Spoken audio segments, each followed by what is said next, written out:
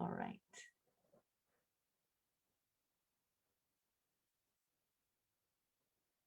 All right. We are now live. Hello, everyone. Good afternoon, everyone. How are you, Eddie and Taraka, today?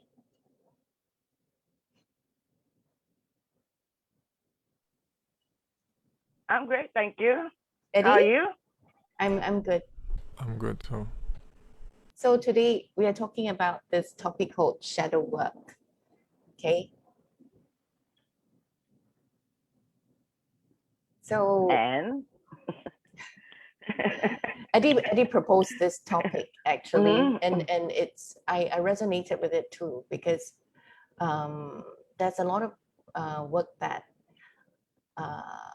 I myself have gone through or done regarding the shadow aspects of self, and also in the work that I do as well. You know, maybe what we can do is to start off talking a little about what we understand by the shadow in our being or in our psyche. Okay, like, does everybody have a shadow? And what is this shadow that we are talking about? And what work is there to be done about it? So who would like to come in on that first?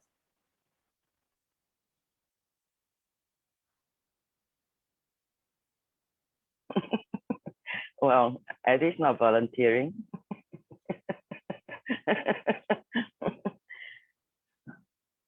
For me, shadow work is basically just the part of us that's been suppressed, that's been, as we're growing up, the natural part of us that wanted to express, wanted to love, wanted to be, to experience life fully, are not being able to, for whatever reason. That part of us is, we've been told, like, don't do this, don't do that, or whatever situation that doesn't allow us to naturally express who we are. So it doesn't go away anywhere, because any part of us that we suppress goes somewhere else. So it goes into the shadow part of our experience and is lurking behind. And sometimes this shadow can transform into very negative behavior or destructive behavior, because we are not allowed to be who we are. That's for me. We see patterns, we see things that we do that we don't understand, but probably most of this behavior comes from, literally just come from the part of us that want to love and be loved, and is not allowed to do so. So that's shadow. That's our shadow side. I can elaborate more, but I'd like to hear what Eddie has to say about this.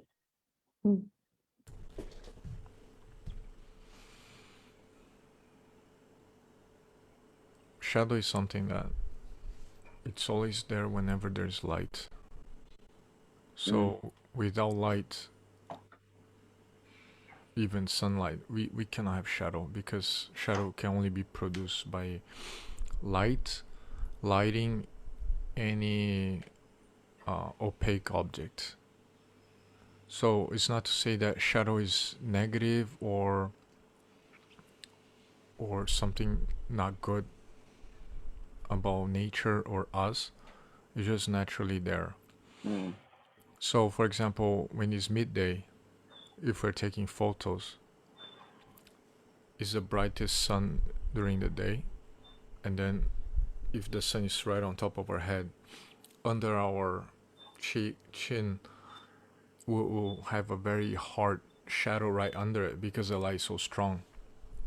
So a lot of us, we talk about being positive and always stay in the light side or light work and things like that, but we deny that the more light we seek, the more shadow we'll have. It's natural. the stronger the light, the harder the shadow is. So how we, like, even in photography, when we talk about soft shadow, in order to have that, we need a diffused light and not so strong, right? So there's no balance. If we have light, we'll eventually have shadow. And someone has to mute there something because I'm echoing here.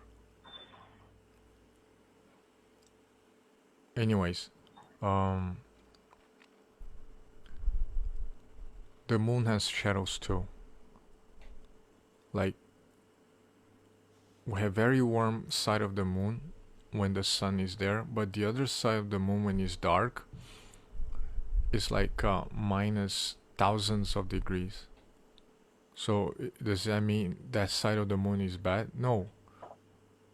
Every part of us will cast shadow depending on the time of the day or season or whatever.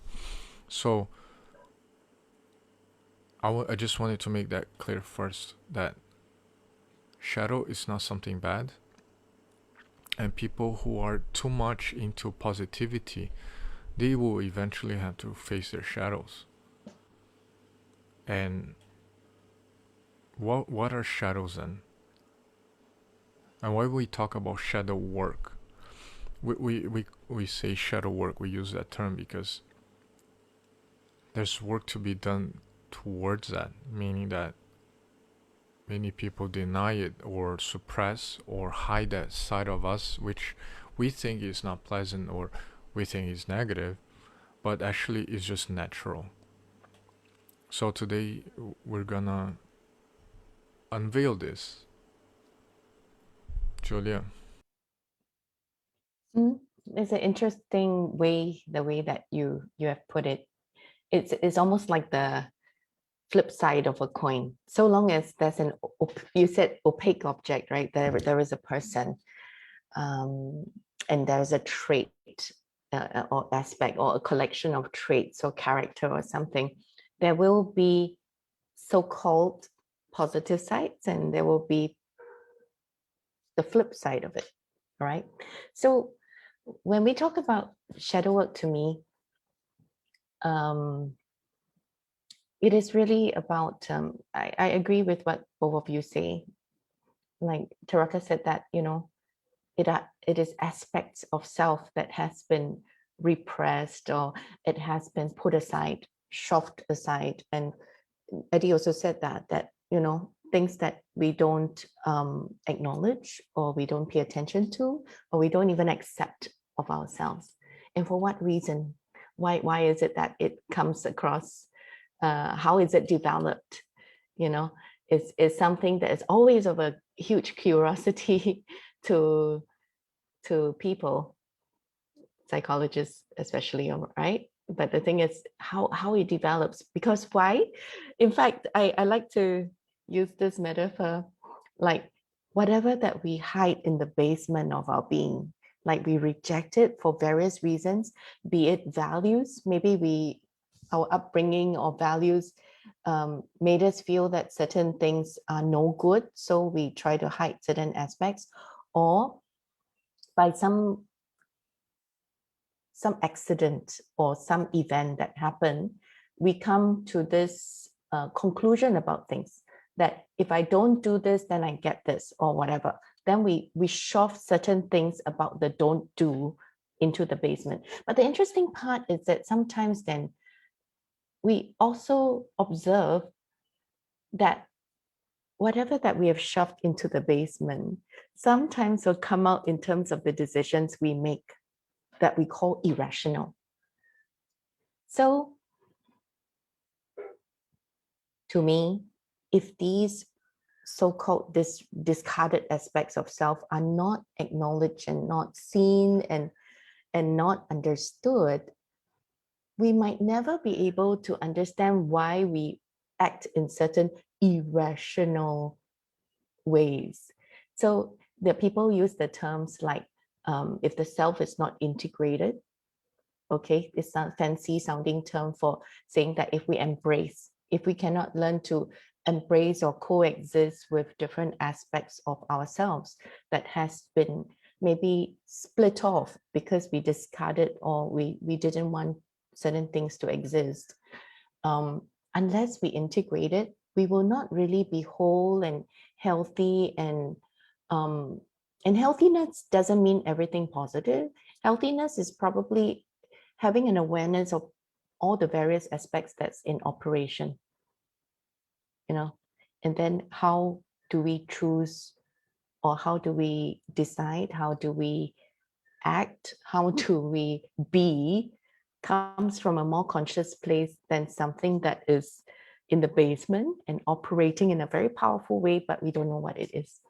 Okay, so that is my take on it.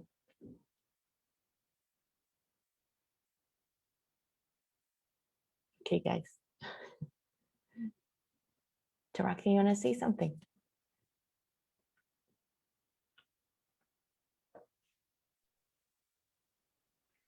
Actually, it depends on where we are looking from. We're talking to the layman, we're talking to people that may have not done any conscious work or be aware, or we're talking to a group of very self-developed individuals. So that for me, how to apply this in normal everyday life for most people, right? What Eddie say about the light and shadow thing is absolutely correct. But yet, when I look at the shadow side of us, every one of us, we all have that.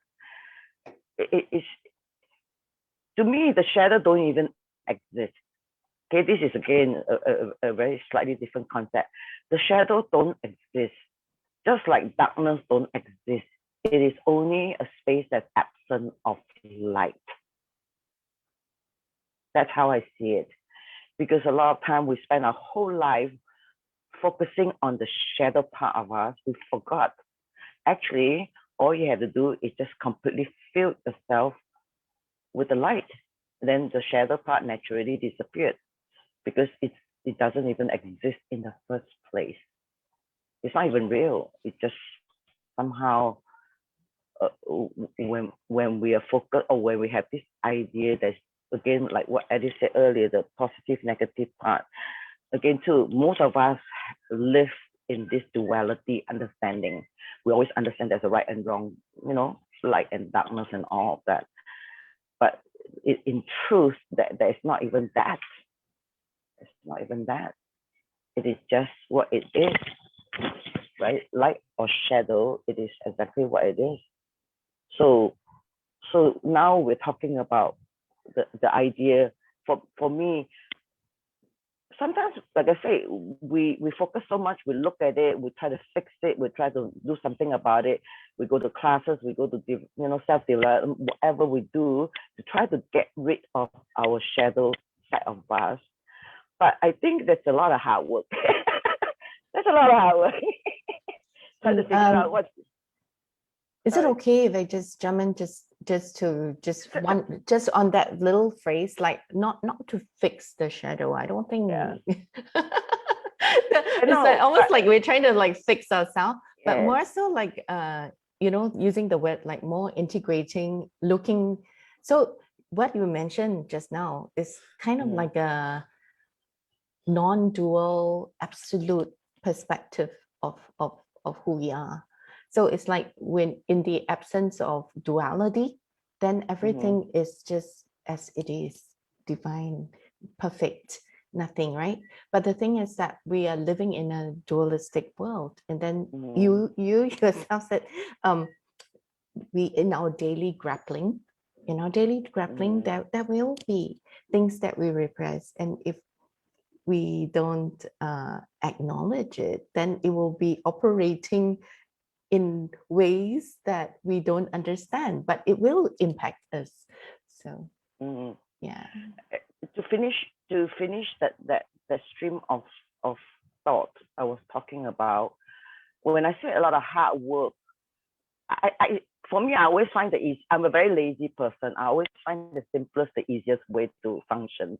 So instead of doing all of this work that we think we need to do, I would look at the opposite of filling ourselves with so much awareness and a presence. To me, it's easier because it's the most natural part of us to do that naturally. Any shadow or any idea of shadow that we have, it just disappeared on its own. It just dissolves itself because in the midst of awareness, nothing else can exist in that. So that's what I was trying to say about fixing it. Because again, too, sometimes we talk at a level people don't understand what does that mean, integrating. But when we say fix ourselves, most people understand because this is how this world functions. We try to fix this, repair this, heal this, do that. And no, this is like I say, sometimes it's just more layman talk, just layman term. But instead of trying to spend our whole life and all our money and energy and time focusing on the part of us that's not perfect, why not we just fill ourselves with perfection, or at least with awareness and consciousness and presence? All of the shadow, trust me, it naturally just dissolves because it doesn't even exist. It's only in the belief that it exists that it becomes. Most of us function on belief in this and that. So that's what I'm trying to say. I mean, I don't mean to like get into in the beginning when you semantics said of that shadow didn't exist, I was a bit like I know. but now when I was just present and listening through, and yes, shadow will only exist if we identify with it. We create a belief that there is such thing. And on the other side, there's also the belief that we have to search for light all the time. So, but at the end of the day, if we see at nighttime, like bugs and flying insects, they only in that positivity searching for light, and they just fly around the lamps, and then they will eventually die. Why? Because the constant search for positive things and positivity and light or light work, it's like it's a natural, number one, and it's a search that never ends. You see these night creatures that fly towards lamps, they will fly around the lamp until they will eventually die. So they do nothing besides doing that and searching for light. And I live near the beach, and what I see at nighttime, the fishermen, they'll cast this special green light towards the sea, which attracts a lot of sea creatures, and then they throw the net exactly where the light is cast, and then all these creatures, they're fish and they die in the net. So what happened after I did my shadow work? First of all, I learned to deal with guilt. So, like, after doing meditation and being more aware and conscious, then I realized that anger is something that maybe should not be part of my life, or too much part of my life. I should be able to deal with it. And then what I did was suppress. No, I cannot be angry. I'm already aware and present. Just be present, and But this is not natural. It's not true. Every feeling they just show up. And what happened? I went through a lot of things to unveil my shadows, because we spend, even though we're not spiritually trained or anything, we spend most of our lives suppressing that and hiding it, even from ourselves, until we believe we don't have it anymore. So I went through a lot all these years to find out and unveiling every aspect of myself. So my journey began with self-knowledge. So the thing is, nowadays, what happened to my anger, for example, if I have done my shadow work? When anger arises, I just, even I have to say, I'm an angry person, I just accept it, you know? I just do the work of accepting, just letting it be. And when possible judgments come or labeling, oh, this guy is very impatient, for example, I just accept it. Yeah, okay. Let's be present to the impatience now. Let's be present to the anger. Or, like you mentioned, Taraka, sometimes I'm lazy. So, like, sometimes I'm hungry, but I'm too lazy to wash dishes or cook for myself. I will accept it and suffer the consequences of that. So is it wrong? No. There's no wrong feeling. You understand? We should not feel guilty for what we feel. If we feel anger or we feel lazy or something like that, we should not suppress those feelings. Maybe we need to rest. Let's say resting is light. But then we hide the laziness. Then why we suppress that? Right? Why we suppress anger? So when I see books like I read a lot of books from Dalai Lama talking about anger, and talking about anger is it's not an honorable feeling, or it's only killing us and not doesn't happen anything to other people when we're angry at them. It just happened to other. It doesn't actually matter. Like you said, it doesn't exist, that shadow. But we keep identifying to that. We keep identifying shadows through the teachings, through what we learned. And then we learn to be guilty about it because we failed, So for me, shadow work has a lot to do with surrender, with acceptance, and allowing ourselves to be, But if we are not present, we don't catch ourselves doing the practice of suppression,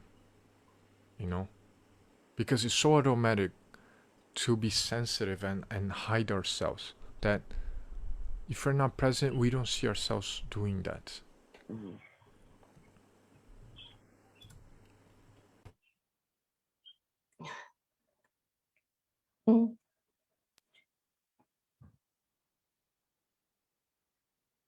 So, what do you think, Taraka?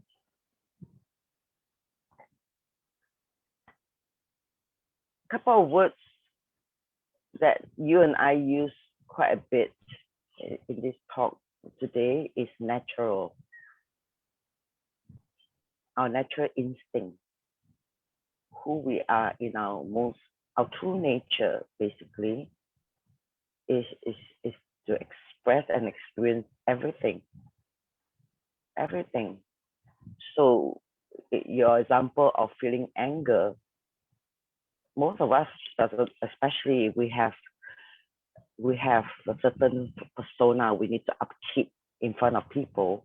We don't show the side of us that other deem as not very positive, oh, you're really a conscious man, why are you angry, and all that. So again, too, even in our adult life, haven't done like shadow work, whatever, we're already very aware why we are this way, that way. We still collect all these concepts. We still collect all this conditioning unconsciously, sometimes even, right? And when you say acceptance and surrendering, absolutely. But there's also a very important element to that, is being vulnerable. I have no qualms when I don't say I'm angry. When emotion comes, sometimes like if I'm in the middle of a debate, a heated debate, or I'm in the middle of seeing something that upsets me, I don't hide my anger, because if I would explode internally. It's worse than exploding outward, internally I will explode. So what I do is I just let it come, boom. It may be really intense for that few seconds. Like I feel it. Sometimes I could even feel my body shaking, but then it's gone. It's gone because it's not what needs to move through my nervous system. The same way, any of these emotions that we deem as positive, joy, all of this laughter, again, too, you just let it move through you because it's very natural. We are, our nervous system are all connected to a universal nervous system. Everything that moves through consciousness moves through us. The more empty you are, the more conscious you are, the more still you are, more stuff moves through you because you're empty, absolutely like a mosquito net that the wind just moves through. So if nothing else, I always tell people, listen, just because you become more conscious and aware doesn't mean you became a robot. If anything, you feel even more intense than most people, because that's the nature of this. That's how it works. So any part of us we don't want the world to see. Again, too, like what Julia said earlier, too, the part of us that we don't acknowledge as us because we try to pretend we're not like this or that. Then again, we just done some great work, and then here we are, we throw some more into the pile because it's a different concept now. Same, you hear of the term same. Ship, different package. yeah, same ship, different package. You just package it different, that's all. That's all. So yeah, you got something to say about that? I like when you use the word natural again. Yeah. Because when I learned to meditate, we talked about natural breathing. We talked about don't visualize things, just natural. Don't chant anything, just visualize. Don't visualize, just natural breathing. Just be yourself. Let your body be natural. So why am I saying this? In the heat of the moment, when we're like angry, or even after we're not angry anymore and we're like regretting, oh my God, how could I have done that? And then people go like, oh, I'm gonna apply Ho'oponopono, that Hawaiian thing. Like, I love you and I forgive you. Thank and you. all that crap, right? Sorry for those who believe in that. Hey, it works though. I say that because I use the analogy of the bugs that fly in the lamp at nighttime. Why I say that? People say like, oh, it's natural. You see, the bugs will fly to the light. It's natural that we all seek for it. No, it's not, for a reason. The light is electricity, is man-made. Like, if we didn't artificially make that light, the bugs will be doing something else. Maybe they will live longer, or they will multiply, or feed themselves, or whatever. It's unnatural for the bug to see that light because it's not daytime, it's nighttime. But if we cast that light work of putting the lamp like a Ho'oponopono or mantra or whatever, just to cast that light so we can deny seeing our whatever thing that was arising at that moment, it's unnatural. It's really unnatural. And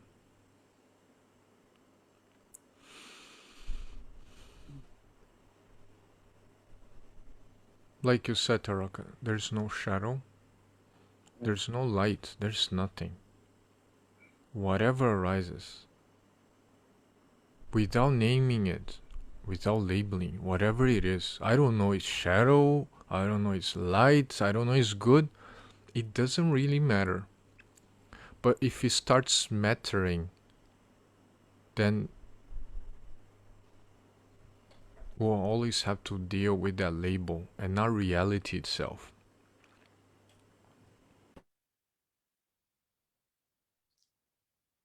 In fact, when you mentioned some techniques that the ancients or the wise have devised, like mantras or Ho'oponopono, all these to me, they were devised to return us to our natural selves. Actually, all these things exist, even like yoga or any therapies or techniques, they all exist to return us to our original selves, where we do not where we are just like naturally being without judging, like, oh, I'm angry now, it's no good. Then we hide certain things. In fact, emotions are naturally arising and then they move. They are the emotions. But the only thing that makes it like a problem or not okay often is when we start to think our feelings or think our sensations or think our thoughts, right? And then there will be a snowball kind of effect. Let's say anger arises, like in the moment I'm angry with the situation, but when I'm into a kind of like a engagement with how I'm feeling, and then I wrap around feeling, think the feeling, add more thoughts to it, generate more feelings, add more thoughts to it, then it becomes like, and also usually these thoughts that are applied to it is conditioning and also value system or maybe experiences. And then as we sort of like mount it and then becomes a small snowball, it gains momentum. And then it might lead us to some place where there's a collision, or when there's a force of something, it hits, and then we self-destruct, or we get badly hurt.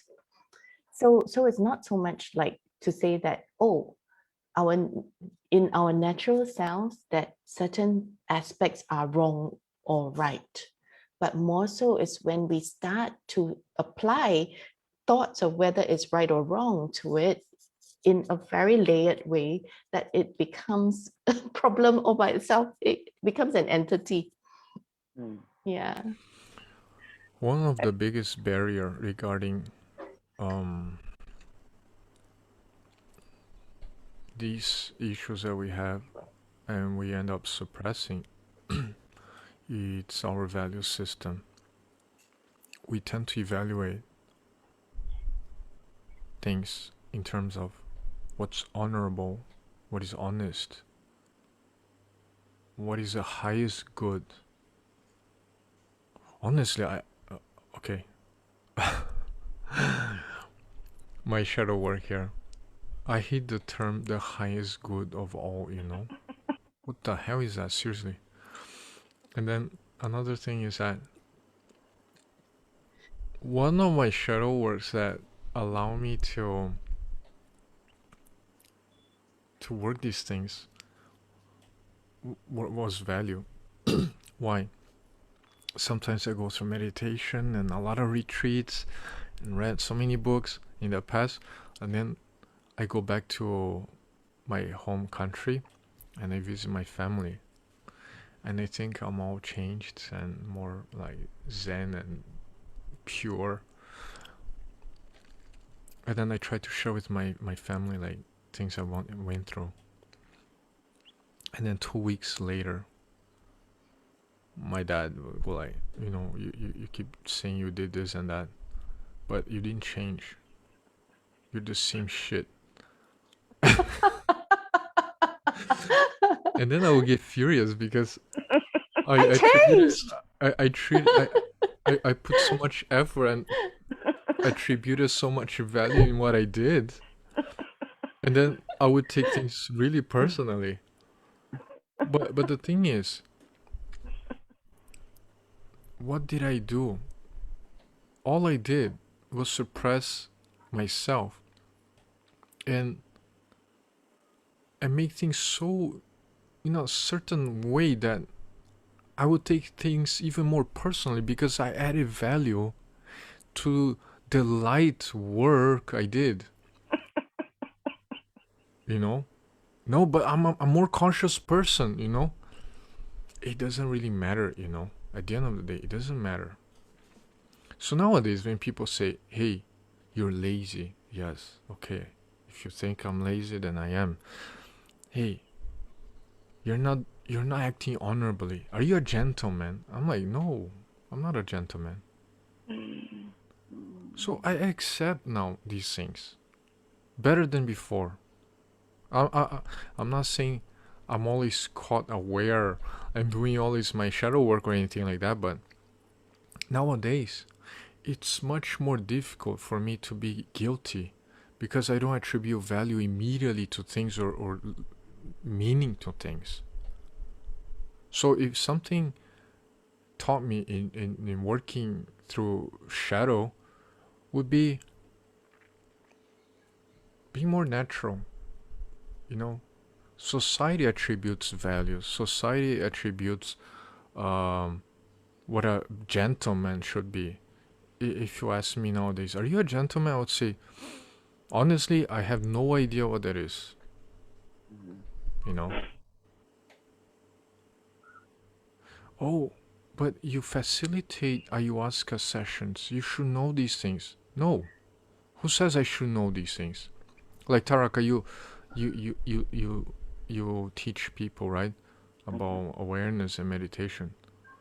You don't have any obligations that you should be this way or you should know this or that, right? I'm pretty sure, I'm guessing here, risking myself, that you don't charge yourself that, do you? I don't what? You don't charge yourself. You don't put that pressure on you. No. To be a paragon of virtue.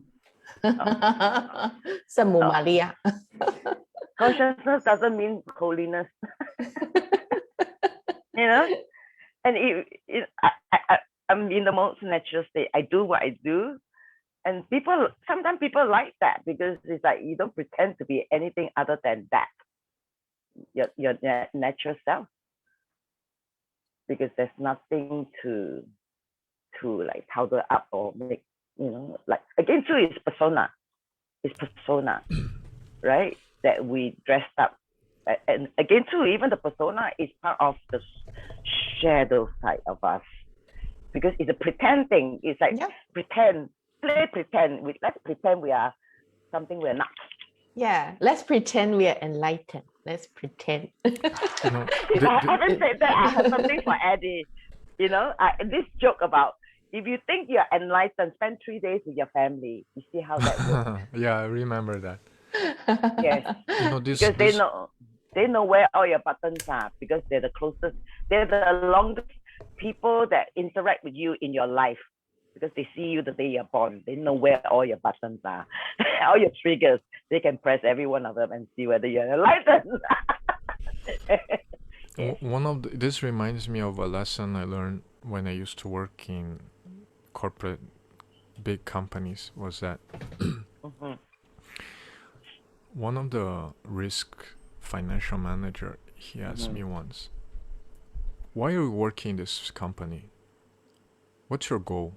And I said, oh, I want to grow with this company and I want to develop the market and I want everybody around me to evolve with me. I want our team to excel. And then he goes like, with this speech, you'll never be promoted and people will think you're corrupt. And I was shocked. I thought I said the best poetic thing ever. All the right things. Yeah.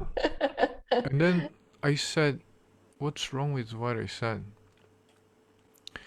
What would you answer then? I asked this guy that was teaching me. He was much senior in this company.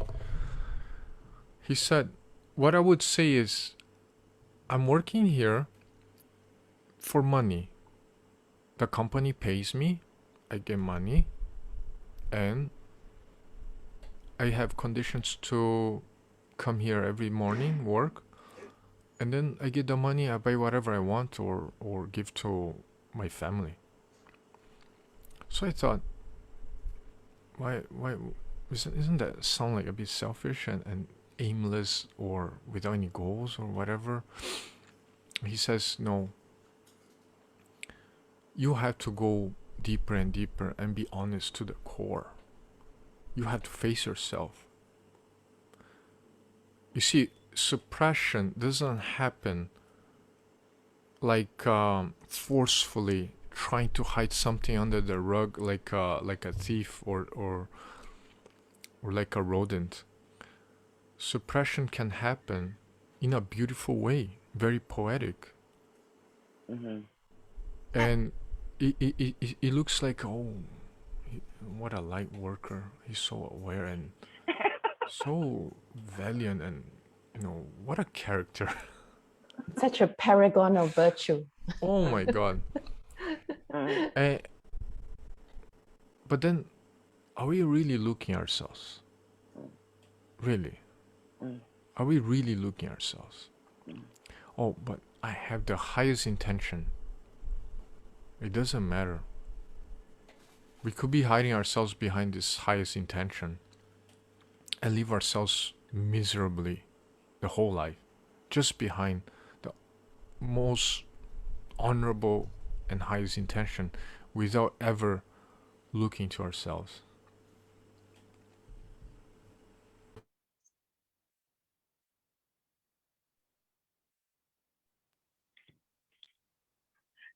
Sometimes I call this noble intention. Noble thoughts. Exactly. Think Are we being true to ourselves? Are we truly being what we are, or we're just being nobles? It's back, a lot of this topic we talk about always point back to the few things that is the core. Are you being real, authentic, vulnerable, allowing or surrendering? These are the core. Everything we talk about, everything we go through in our life, everything we feel, we experience, we hate, we love, all that comes back to these few core principles. I don't call it core belief because It's not a belief. What's belief? Yeah, it's not a belief system. It is something that it's a principle that you go by, right? It's the integrity of who you are, right? So again, or the shadow, sometimes we can paint all of this stuff into, again, another box. As if we don't have enough box in our life, this one going to this box, this one going to this box, and then. But again, I want to go back to why I say I'm a very lazy person. I like things that are simple and uncomplicated.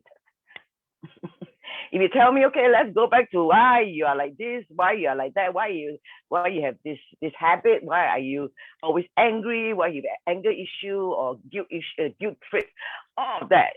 For me, just, oh my God, what do I need to do? I have to unpeel this, do that, understanding that, forgive that, do, I just do the laziest, the most easiest, most natural thing. Which is to shed the stress, right? Dissolve it by itself by just being in your natural self. Yeah, because our true nature, our most natural true nature is peace and joy. We're very naturally peaceful. We're peaceful warriors, all of us. Even in a fit of going to war or whatever, our true nature is peace. And our true nature is joy, which is happiness, humor, all of that is our true nature. So if we were to return back to that, our most natural state, whatever we do, we make that a priority. All of this shadow that is lurking or supposedly lurk around, it doesn't have an effect on you. Let's put this way. I don't want to like BS everyone and say, listen, they don't exist because I'm so high and mighty and I'm so conscious and to me this is like that. No. It's just when things happen, you're in such formidable ground in your experience of your natural state. You don't get swayed, you don't get pushed over, you don't get shaken. You're so unwithered in your experience of your true nature that doesn't matter. It comes, hit me like a rock, bam, and then next thing you know, you come back and you're back again. That's what I meant. Shadow side can destroy people like, yes, only if you allow that to happen. Okay? It's where attention, like what in the beginning of our talk, Eddie talked about, when we identify with this and that. And sometimes it becomes an obsession. We can identify what's wrong with me, how can I fix me, and we forever going to courses and we forever going to classes and courses to try to fix the part of us that's not even real. We're running around like a dog chasing its own tail. But I think that's one really a very, very important and fundamental understanding of how actually, if we don't really need to do like pursue it like it's an onion peeling project. Yes. Yeah, it's more so. And then you cry. And but for all that is being said, right?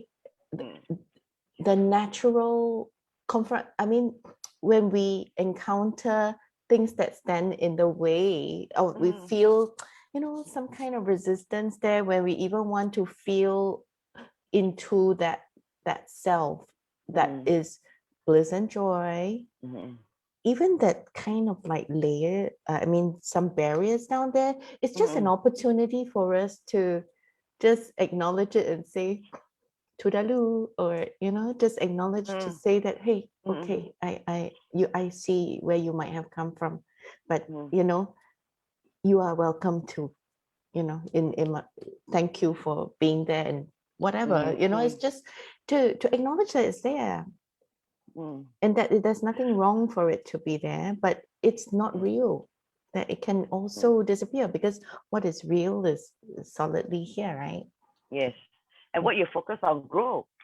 If you focus the part of you that is not working, then that part of you will grow, become a monster. Yeah. When we think these thoughts. Yes. I remember a few talks ago, you asked me about this lady that walked past me, and I had this moment of anger that moved through me. Yeah, it's like it was uncalled for, her comment, and I usually just walk. I don't interact like unnecessarily when there's nothing there. I just felt in that moment I need to say something to this lady that was like, so I just said something, and she turned around, she started into her, and she was on the phone complaining to whoever she's talking to what I just said to her and all of that. So in that fit of anger, I just shout at her, right? The anger came, the emotion came, and I just allowed that to move, and I just stood there and I go, bleh! Right? And everybody that's watching the commotion, all of a sudden I can feel this power that moves through all of everything, and everything stopped in that moment. And the funniest thing is, when that moved, I allow it to move.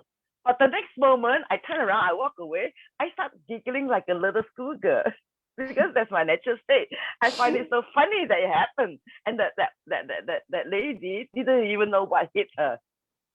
She was like, boom, like all that, and it's gone, right? And even people around trying to watch, and they're busybody trying to see what's happening. There's a fight going on, and they got hit by this energy that moves through.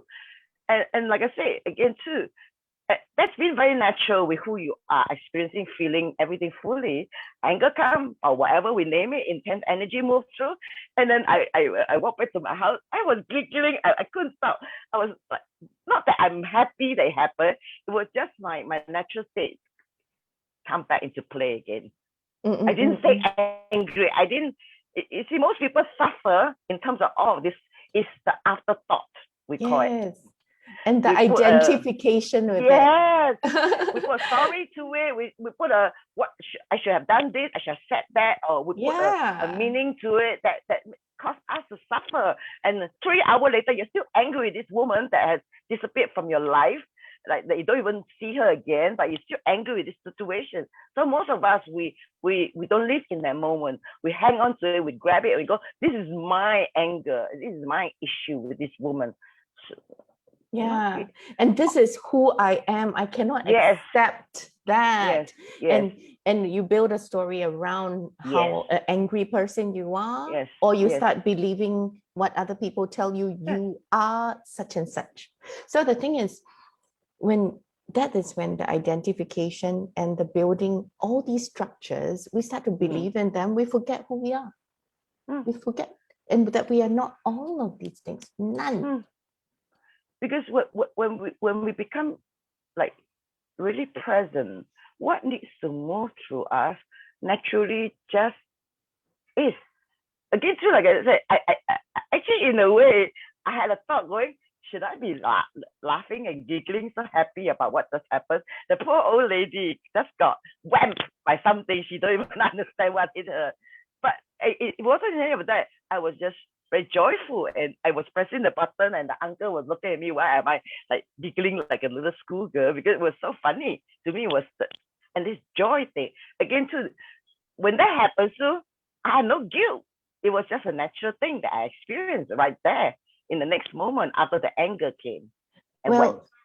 Whatever that you describe, it could be anything. It could be like Yes. anger, or you could be in a fit of love, or you could be hugging someone. But the thing is that what I'm trying to understand, paraphrase what you said, that it's, it could be anything. It could be this thing moving through you, but so long as you don't make it like a statement about I am. You don't grasp it. Don't be so greedy. Yeah, don't be greedy. Don't grasp everything that moves through consciousness. It's not yours in the first place. It's not your thought. It's not your emotion. It's just moving through. You just don't put a name, a title, and then who owns it and all that stuff that comes with it. Don't. You just play. You just be empty, absolutely empty vessel, and just play with whatever is in that moment. That report. And if that moment, I would say, like, if that moment shows me my trigger, and which is a pattern, then I'll be present to that too. If it's something that is not characteristic, then fine. But I will do myself a huge disservice if I start to also believe in what even others start to retell historically who you are. Or my first injustice to myself will be if I start also believing all these scripts externally, and then I go around like a headless chicken. I'm not saying that.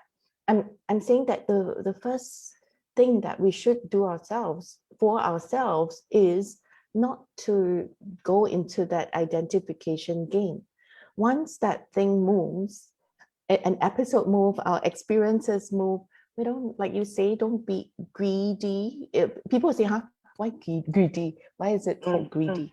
But more so, like, don't overthink it. Don't over make it into something that stands in the way of experiencing who we are. Don't let the layers stay. Because every moment we can actually be free of it. Yeah. and get to what all this is part of not suppressing who you really are. So you keep doing that every day. Again too, I don't want the audience to think, okay, that, so I don't have to go and seek help if I need help. I don't have to talk to a counselor or any of that. No. I'm not saying that. And all of this that professional help that we go to actually is, again, to allow us to become more aware of what's going on. Sometimes we're too close in our own little bubble. We don't get to see everything. So it kind of like that. You need someone from external to share with you what's going on. So again, I don't want people to say, oh, I'm not going to see my therapist tomorrow. That's it. It's not even real. Again, this is disclaimer. Sometimes we have to be very careful in public talk. Yeah. Like, exactly. Oh, I don't need to see a doctor. I don't need to see. No, we're not saying that. But again, too, all of this everything that we do, every help that we seek is so that it will have more clarity.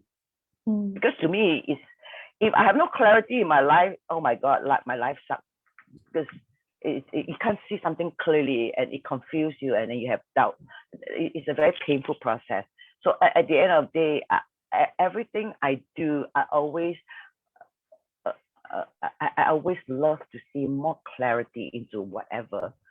So in clarity too, I become aware, oh my God, my behavior is like this. Okay, then I don't need to suppress that. See, if I don't even need to own that. Yes, we all talk about learning from children. You watch a child in its natural state.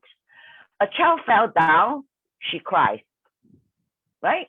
So of course we try to distract this child from her, like she just hurt her leg or whatever.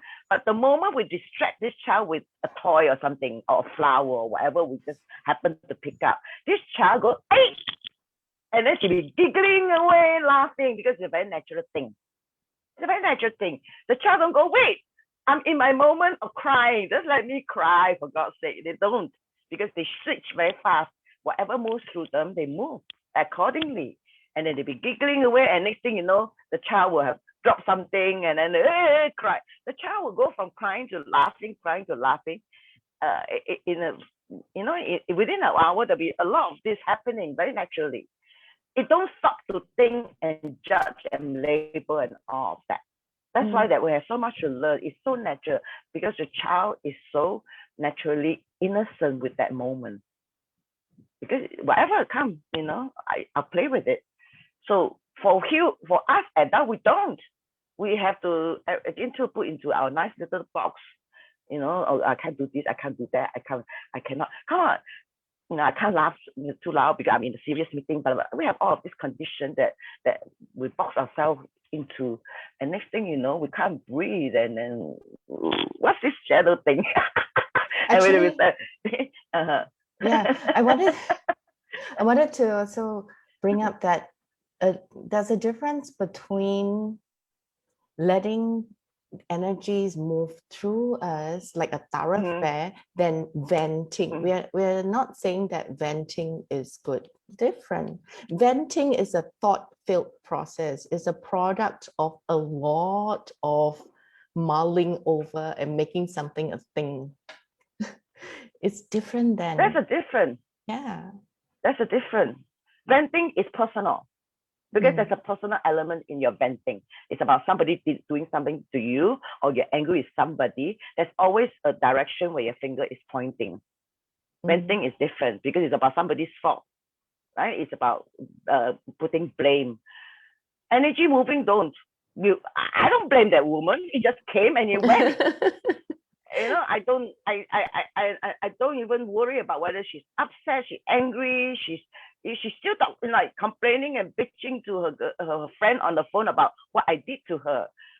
It's just energy moving and it's gone. There's no pointing about whose fault it is. Who cares whose fault it is? But venting is different. Venting is about blaming somebody, putting a blame into something. And venting is also about making an impact something.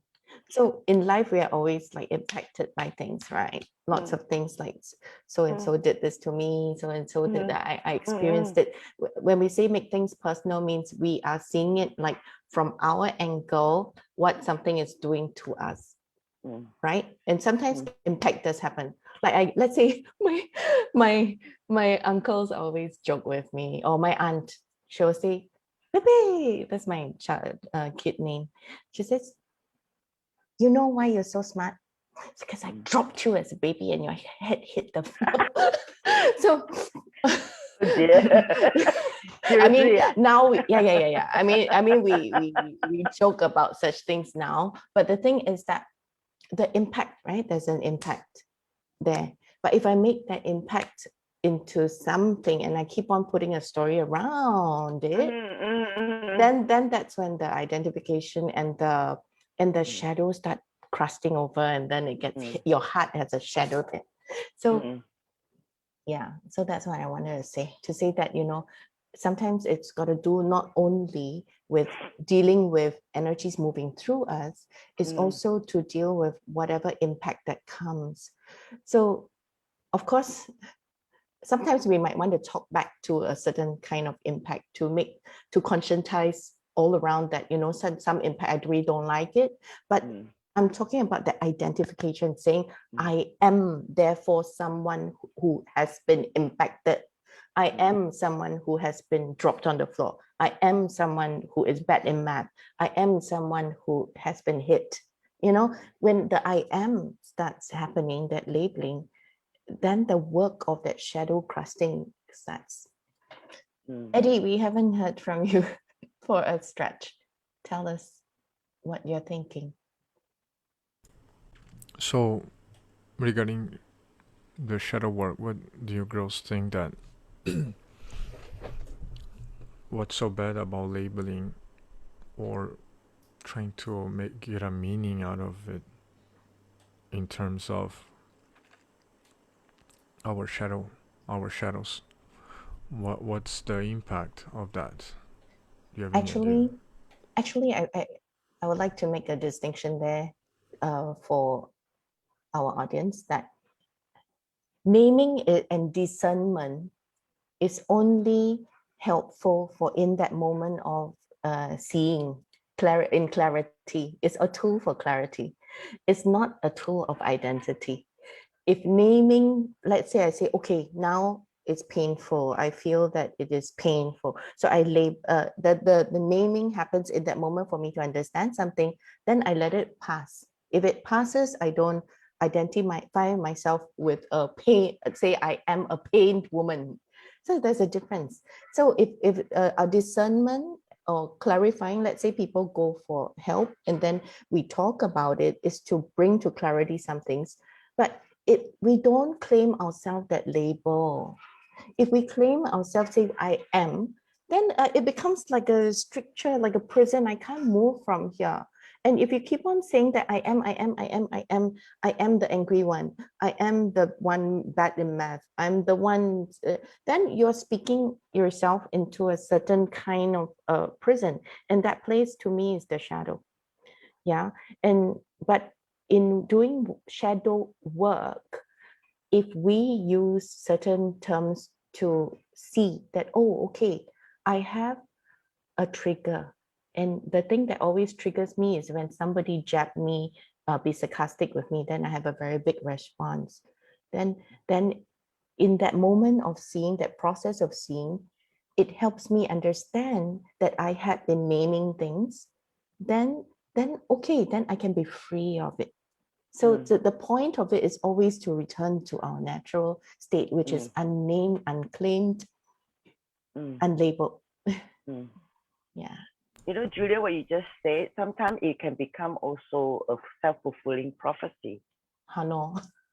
It's not meant to be like that, but I keep saying, I'm so bad luck. I'm so jinxed, and I always tell people to shut up when they say things like that. Oh no, like it's like just stop it. Just stop it. Stop cursing yourself. No one is cursing you. And like what the Chinese saying, like other people can look down on you. You cannot look down on yourself. The same way. Don't put yourself in a box. Yes, and don't curse yourself. Don't curse yourself. I'm so like this, I'm so like that. But the thing is, again, what Eddie asked about labeling, because that's very important for people to understand. Okay, whatever we feel is just energy. That is the most common. Everything in the universe is all based on energy, right? And it's only energy moving through us. If I were to say that I am so angry, I become anger. I am so sad, I become sadness itself. But if I just say, okay, it's only very intense energy moving through, and it comes and it went because I didn't grab it and label it and make it my own. That's very important, because labeling make it personal, because you own it after that. The same way we label ourselves. I'm jinxed, or I'm blessed. Or doesn't matter what word you use, word has power. Yeah. Okay, word has such impact in every one of us. The risk I see regarding labeling is that it makes us even for a time we become static. What I mean is that, like, I went to India, and at this period of time in India, the weather can go up to like over 50 degrees. And people Oh my actually, God. they die. Right. Oh my God. I, You I can was fry egg on the road. If they don't find shadow, literally, they will die. And like Julia said, discernment and clarity is different from identification. Why? Identifying is labeling.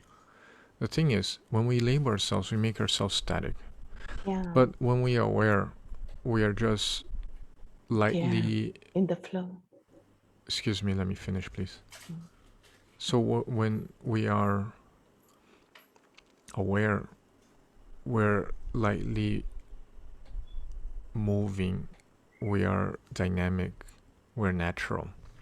So when we perceive the sun shifted, and then the shadow naturally will move too, and then we perceive it and we move together, or else we're gonna die in the desert.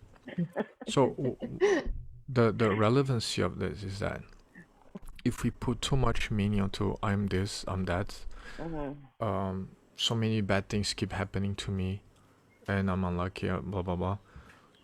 It will crystallize the idea and the label, Yes. and then we don't move. Yeah. We could just be lightly moving together with the sun shifting, and then the shadow shifts too, as the light shifts, and then we move along, just flowing along with what's natural. But the risk of using too much tools, oh, I'm gonna apply this, I'm gonna apply Ho'oponopono, or I'm gonna do some more charity work or light work because I'm a light worker, it keeps us static. And then we end up getting to a place where, I'm doing this, I'm doing that, I deserve more, and I don't know what's happening to me. This should not be happening to me. Everything becomes so unnatural. We are unable to see ourselves within that situation. And when we keep labeling, we become product of that situation. We are defined by the situation because we keep only looking at that. We are not what the situation is. Yep. We are not what happens to us. And we're not static either. So why am I saying this? Because if we talk in a holistic way, if we talk about health and we neglect these things, one day chronic disease happens, like cancer or whatever, or we lose cognitive part of our body and we lose control of this and that. Because we kept suppressing, we don't know what we're missing or what we're not perceiving at the moment. And we are always in denial. So being in denial is also labeling. Being in denial is also unaccepting. So if we are able to observe ourselves criticizing others or judging others, but we deny we're doing that, that's also a value that we enlabeled us into. So these things, we have to be observing and perceive it. And what we do, we don't avoid it, we stay there. Just like we stay in the shadow when we are in the desert. Because that's life, That's also life. So this is how I see about the shadow work. It's not to stay in the negative side and, okay, I'm lazy, I'm gonna continue lazy, or I'm angry, I'm gonna continue angry and accept it. No, it's not about that. There's a huge load of responsibility being there, and maybe it's not something very comfortable, maybe it could be painful, but that's a part of us that we're not denying or suppressing. You know, it requires a lot of, how to say, I don't want to use the word endurance because we're not resisting, but it takes a lot of like conscious staying in the Perseverance. fire, you know, Yeah, like conscious staying in the fire and and accepting it, yeah. not in denial. And also seeing like what Eddie was saying, like the fixities, that the things that makes us rigid, that makes us stay static, immobile, the prison that I was also talking about, because seeing what binds us will allow us to maybe, like, loosen the strictures of it, and then we can come free. So the basic thing about doing shadow work is for that. It's not so much to say that there's you do steps 8, 1, 2, 3, 4, 5, then you will definitely get an outcome per se. It's not so much that, but it's a kind of like a very present thing to look at whatever that is preventing us from being fueled by the only motor that there should be, which is inherent and always changing. There's empty, and it's the possibilities are always there. Versus when we say shadow work is when we have multiple engines running our lives and we don't know it. We don't know what is we are being reproducing, well, how we are being reproduced, having multiple engines running our lives, which is, so it's not coming from consciousness, but what's happening? Why is it that I'm on a hamster wheel, this wheel number 2, wheel number 3, wheel number 1, that of maybe getting all the 5 C's, condo, car, blah, blah, blah, all the material things.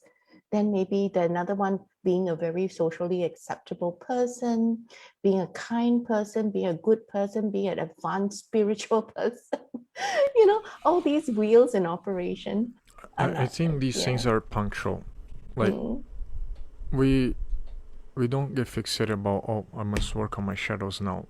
No, it's not like that. It's like as the sunlight moves along and the shadows move, and then we move along, there'll be a moment, will be evening time, where there's no more shadow because the sun already set.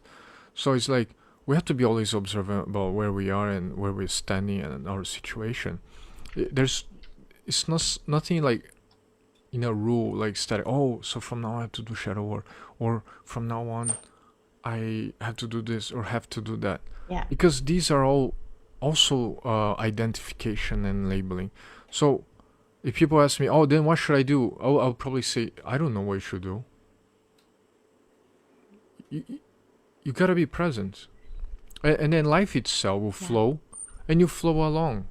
There's no formula like when you should do things, how you should do things. Absolutely. We have to leave these and just stop for a while and observe, Being present is the least we can do to know what we are and who we are in present situation. If we are anything at all, Sometimes it's we might be present to delving in to introspect about in a certain period of time, certain things. But the real challenge, or not challenge, the real living of, maybe we are alive to those things sometimes, but if we, like what you say, if we are not dealing or observing whatever crusty things that we have over ourselves in the moment as it arises, then we are not truly being.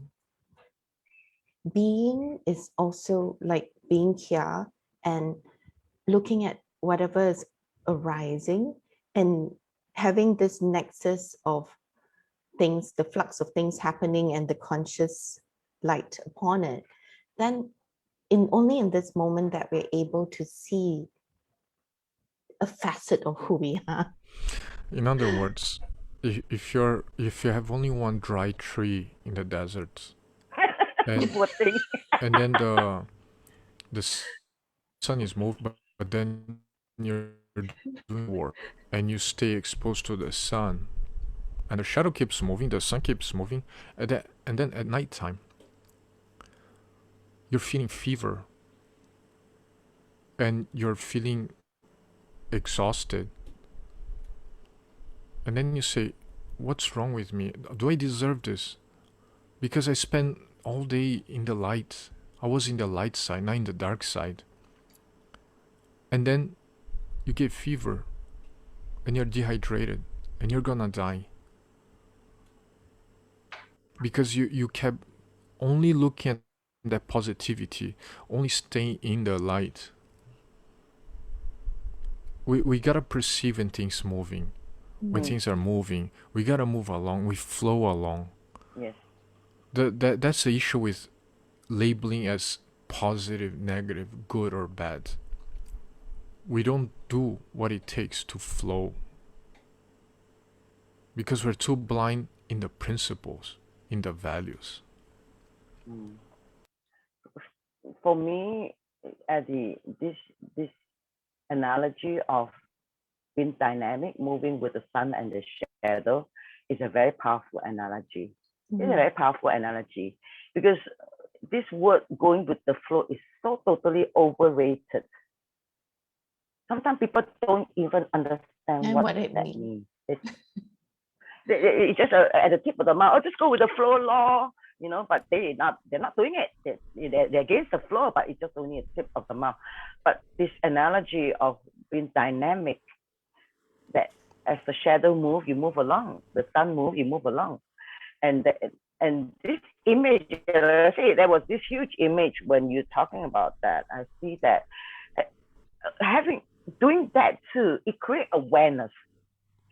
Again, I'm going to refer to what Julia was talking about, fixing all this crustiness, being present and all of that. Actually, everything that we do is to help better clarity. And what is this clarity?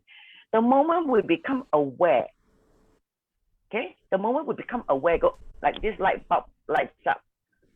Whatever issue, whatever shadow we think, all that just poof. But that's what awareness is about. It's shining a light into the shadow. It disappears. As simple as that. Or I can create a long diatribe about what it means. Maybe my mother like this, like that to me when I was 5 years old. Then I have to like this, forgive her. I have to say this, do that, do that. It's like a whole dance of unnecessary to me. That's why I say again, I'm a very lazy person. Unless we are very aware, we are unable Yes. to see the shadow moving. And the thing is, Yes. this, when you talk about people too easily talk about just go with the flow, actually it requires a lot of awareness and a lot of responsibility. Yes. Going with the flow, it's a very conscious, responsible thing. When you're like striving to live and survive, and you see the shadow moving and you're moving along with it, it's so present and aware that you're doing that to live. It's a very big responsibility because you're keeping up with life and flow, and not just like, oh, whatever happens is okay and I go with the flow, and then you don't care about being aware or present. But the thing is, keeping up with that requires so much responsibility. And it's so much humility and vulnerability too. Give an example. So much of attention. Yeah. So give an Right example. here. Give an example. Like, let's say if it's like can you imagine if right in front of you, your child might be coming to you like, mommy, I just fell down and look at all the blood gushing down this wound. And then you be there like, oh, I'm working on myself. I am working on not getting flustered when I encounter any difficulty. So I be there and I'll be proud of myself and I pet myself and all that. But the child is there needing your attention.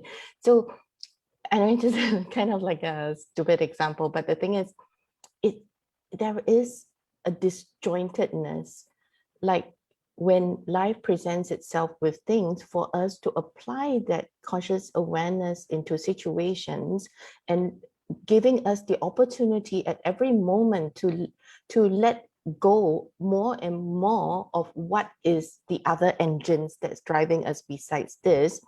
And yet, if we are not here, then we are there. We're somewhere else, not here. Taraka, come on. I have an example about this.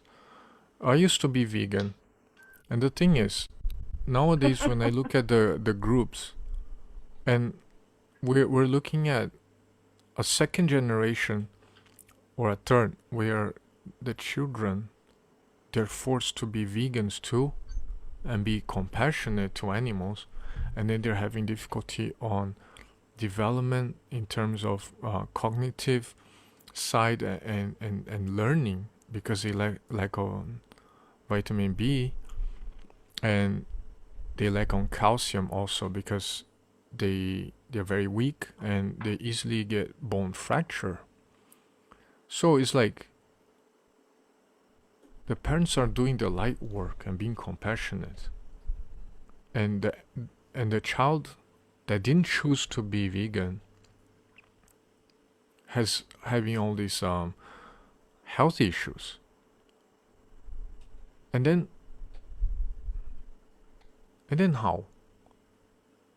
how is he aware?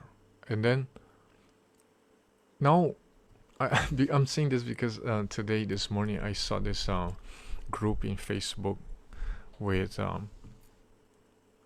ex-vegans rehab.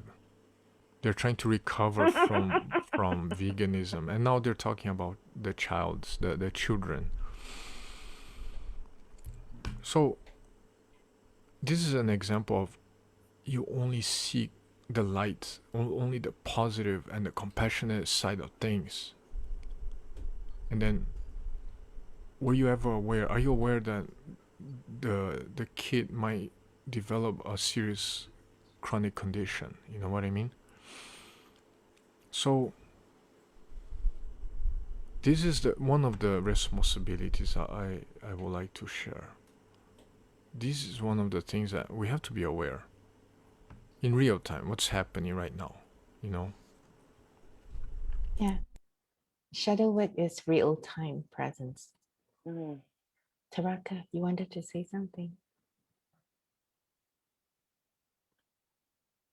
Do whatever it takes necessary without judging whether it's right, wrong, good, bad. If it's presented to you, it's not a mistake, trust me. If it happens again, God is trying to get your attention. The universe is trying to get you to see something. Then when you find yourself banging your head against the wall, why is this keep happening? Because you're not listening. Simple as that. Okay? A lot of time we just, again to what Eddie said, I love that.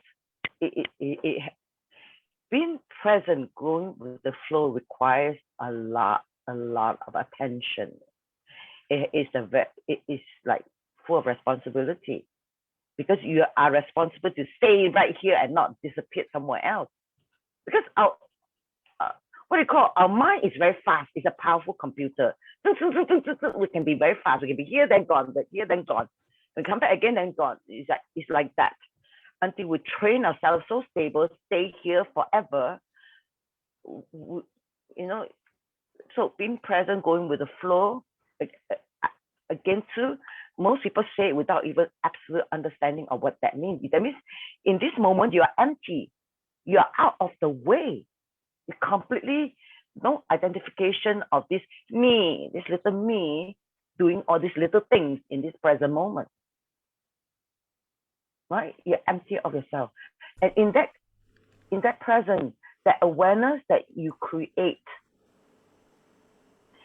whatever shadow behavior, shadow work, shadow whatever that word is, comes up, you deal with it right there and it's gone. It doesn't stay unless you grab it. You're greedy BS. grab it and make it your own, then it's another shadow again. You just create a new shadow Yeah. on top of that. What? Yeah. And I would like to suddenly, I remembered that, for example, if there are people who say that, oh, I want to be enlightened and I do steps 1 to 10. I will do what steps 1 to 10. So therefore I am conscious, or therefore I have arrived at some place. Why is it that I do not feel certain things? Why is it that I do not do certain things? That's exactly why. Because actually all these words, all the Ho'oponopono, the mantras, all that going back to say, oh, my mother did this or whatever, these are all processes that have to be applied to the present to work.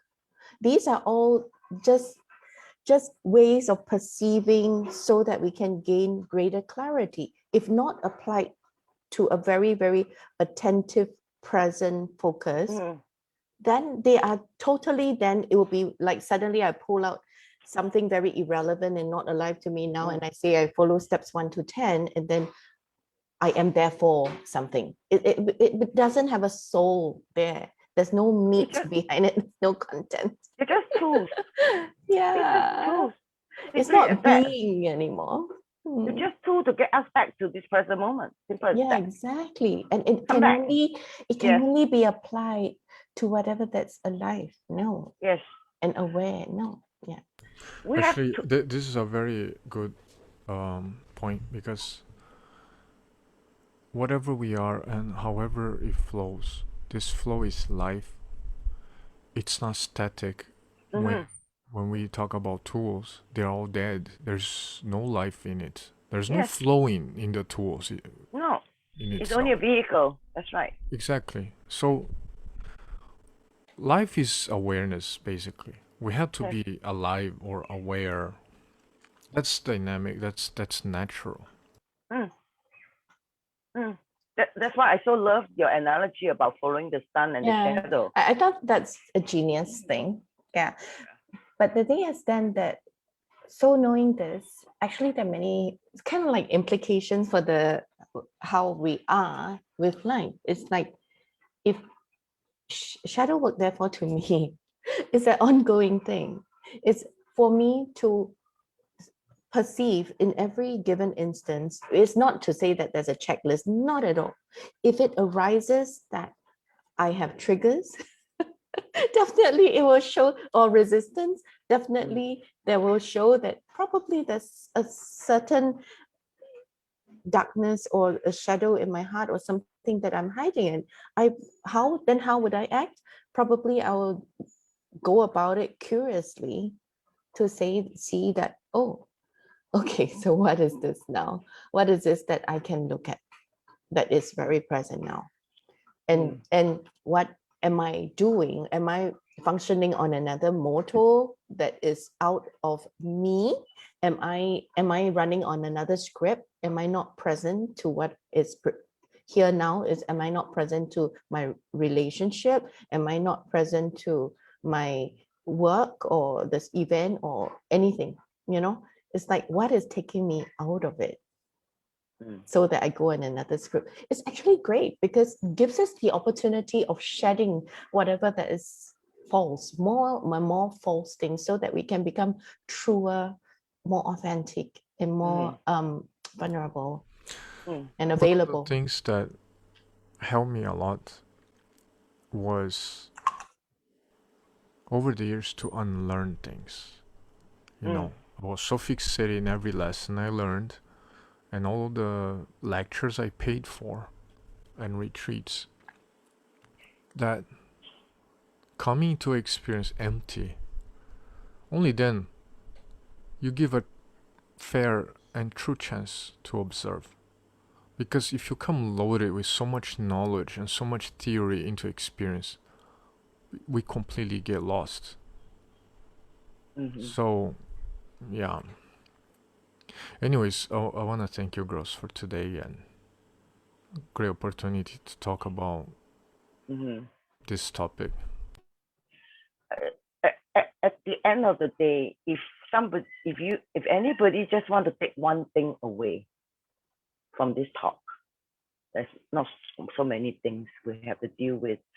At the end of the day, be willing to surrender that part of the shadow side of us too, because sometimes we hang on to it because it is like it gives us attention, it gives us the attention of the people we love. Oh, I have a problem, I have an issue, I need to fix this. Then I'm, like, so it's sort of surrender to what's going on. Amazing, because people only talk about surrendering, only the good part of us, but it's the whole being, it's the whole, all of existence we surrender.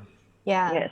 There is no virtue when we go on to say, I'm such a bad person. I'm such a bad person, as if self-berating or flagellation is going to earn us a medal of virtue.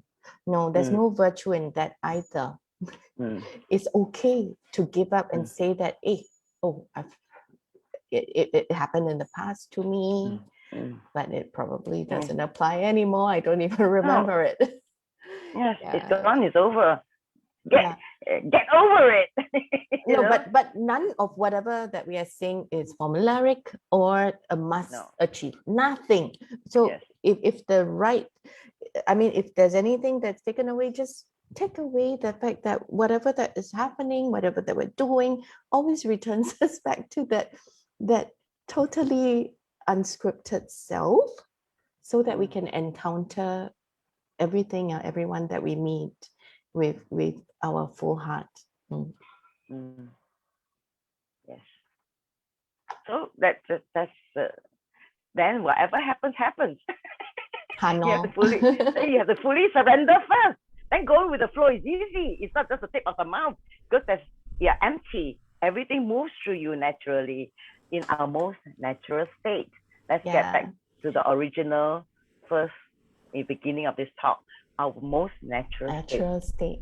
And without rebellion, without resistance. Yes, without rebellion, without resistance, it's not a movement to even say, I only believe in myself, like it's a rebellious statement. No, but to be very present here and to say that, I'm not going to take all these scripts without discernment, that I only know what my inner being is. There's no rebelliousness there. Thank you. How late? Goodbye. Yeah, actually, Start again. Another 2 hours. No, I just want to thank you, because when I was first approached with this topic, and then I was asked by the question was passed to me, Eddie wants to know are you familiar with this topic? Actually, I'm not, but I am. I haven't talked about this before, but I am, because I'm aware of this side of all our nature. So I can talk go with the flow law. I trust what comes through is appropriate and relevant to the topic. I thank you so much. Yes. So it's been very enjoyable. I love, again too, I couldn't say enough, I love the analogy of being dynamic, following the sun and the shadow. Yeah, I like that botak tree, that leafless tree in the desert analogy, and moving along with it. Well done. See you guys time. Bye. And again too, Sunday 1 p.m. there's an intro talk. If anyone interested, just come by. Okay. Yeah, Taraka has an introduction to meditation that she does for free every Sunday at 1 o'clock, right? Online.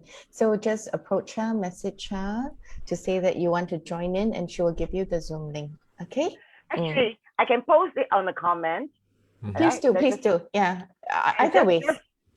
And just message or contact, if you're coming, you're interested, just let me know you're coming. If not, I'll just sleep in on that day. Thank you so much. Thank you, guys. Lovely conversation today. Bye. Bye. See ya.